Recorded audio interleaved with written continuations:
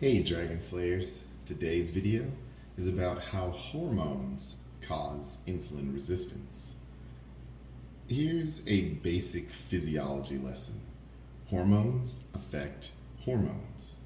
There are certain non-hormonal influences such as stress or sleep deprivation, but once bodily levels of one hormone start to change, it starts pulling other hormones onto the dance floor with it. Because insulin is so central in controlling metabolic function in the body, it's no surprise that insulin is a popular dance partner. Everyone seems to want insulin's attention, including insulin itself. Of the various factors that can cause insulin resistance, insulin itself is the most relevant. Perhaps this won't surprise you by now, but to state the obvious, too much insulin causes insulin resistance.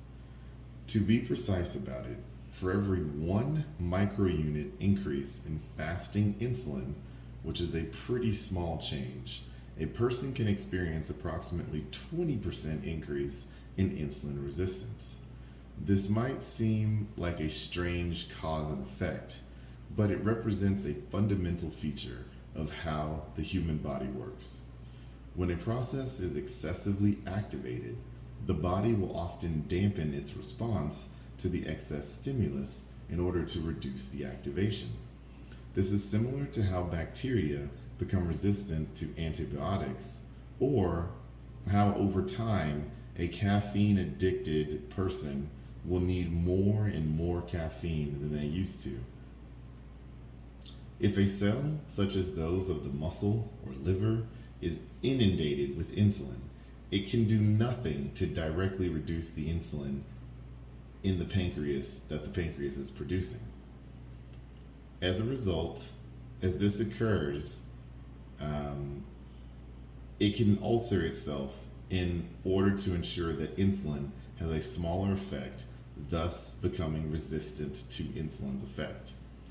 As this occurs in countless cells and tissues throughout the body as a whole becomes insulin resistant. One of the most convincing examples of this is when someone suffers from an insulin-producing tumor of the pancreas. In this instance, it's known as an insulinomia. The beta cells are constantly pumping insulin into the blood and ignoring signals, like reduced blood glucose, that would normally turn insulin down.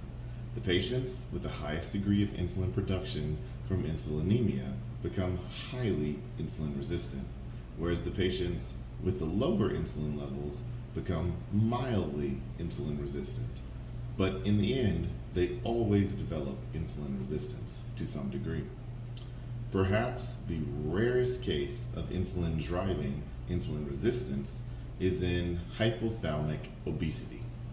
It's a terrible condition in which a person has accidental damage to a distinct region of the brain known as the ventromedial hypothalamus, or VMH.